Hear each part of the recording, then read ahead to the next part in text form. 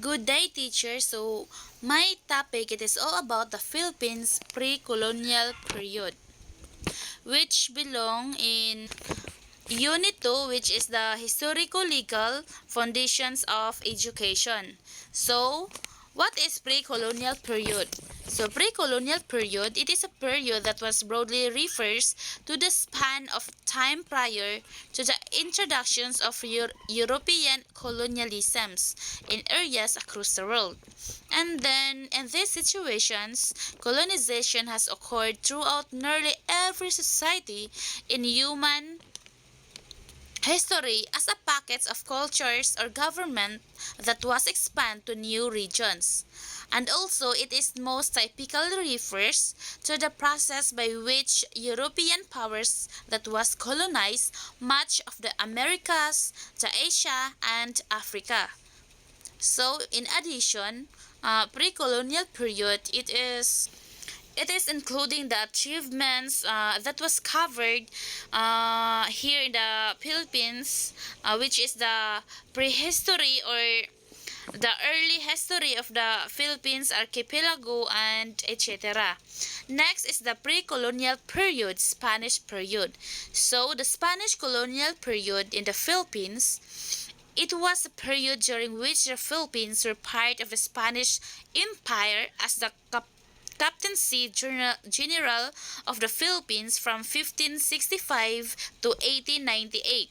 So, Philippine government in pre-Spanish period in the Philippines, it was changed radically and was before it was patterned from both of educational system of Spain and the United States. However, after the liberations of the Philippines in 1946, Filipinos then had moved in various directions of its own.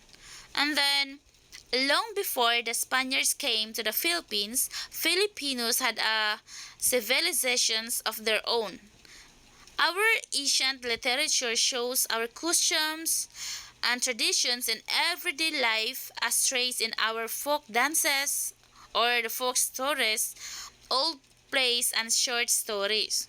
So Spanish colonizations in year 1521 to 1898, the Ferdinand Magellan arrived in the Philippines in 1521, and then it continued to be used during the Spanish colonizations of the Philippines until the late 19th century.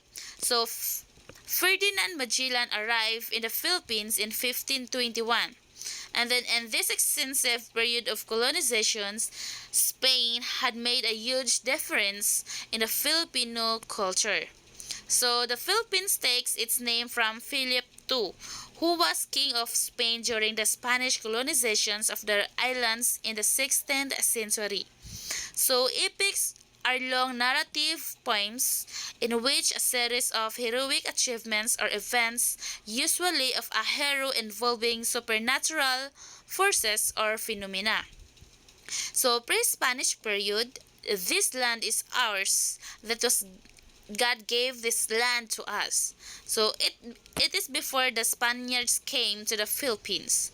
So Filipinos live in the villages or barangays ruled by it was headed by a ruler called Dato or Raha.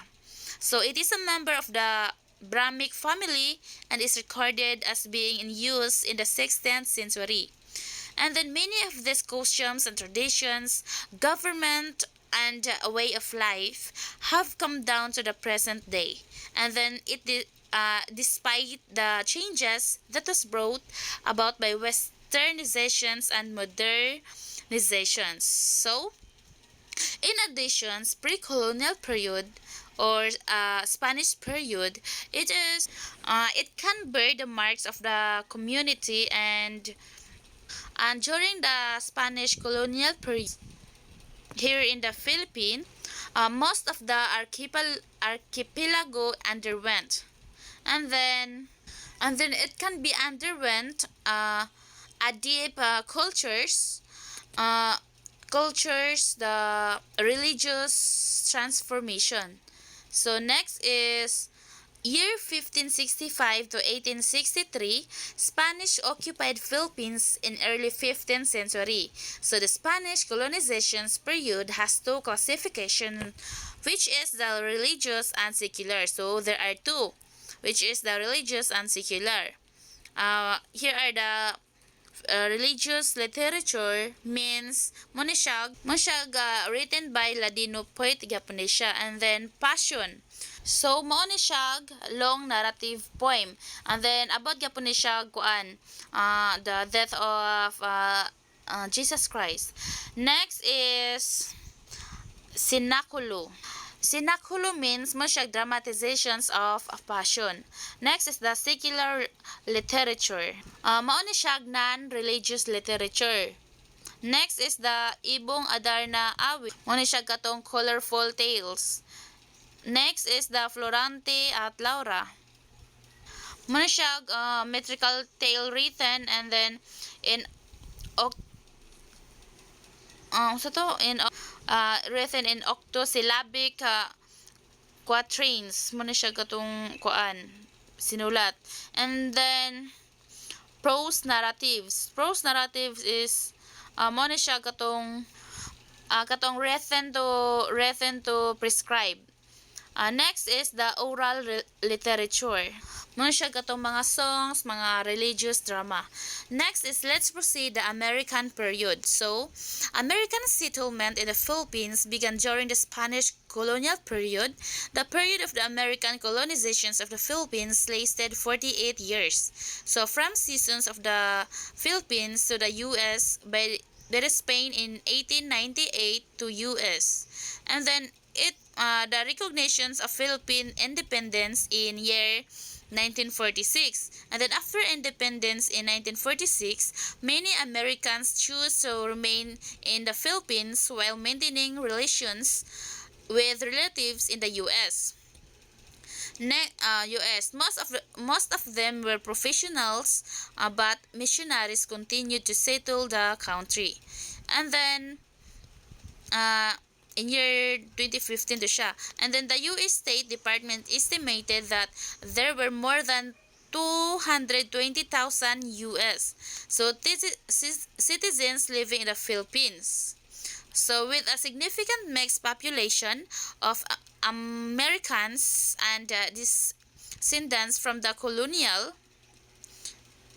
no mixed populations of Ameranians and descendants from the colonial era as well. So this period of American colonizations of the Philippines lasted in 48 years, from the seasons of the Philippines to the US by the Spain in 1898 in US. Then the recognitions of the Philippines in 1946. So in addition, American period it was the introductions of the Philippines it was the no it was the introductions of the Philippine system of education, and then it also influenced the life and its impact of the Filipino during and after colonial period.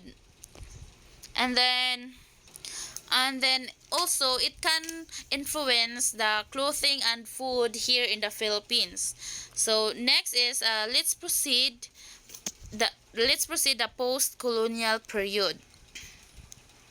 So the study of Filipino American literature, it can be offers a place for the frames of post-colonial discourse and the literacy efforts of the hyphenated or ethnic American to converge. So this intersections offers it is a challenge to the putative need to separate these endeavors on the basis of the United States that was seemingly shaky status as a colonial power that was prior to the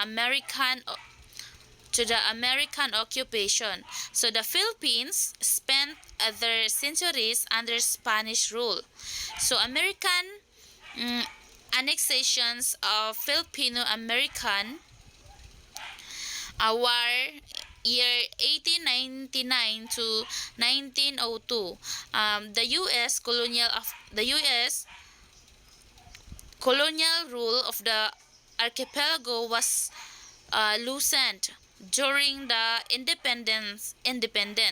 So in addition to that, the issue of colonizations become complicated in light of the fact that the Philippines experienced uh, decades of enforced, which is the free trade, with the United States up to and even after this independence, such as a fact raises all sorts of useful questions about the effects of neocolon neocolonialisms, and then also in the latent it is colonialisms of alienations and discriminations experienced by some immigrants, which is the transnationalisms, the globals, and representation. So,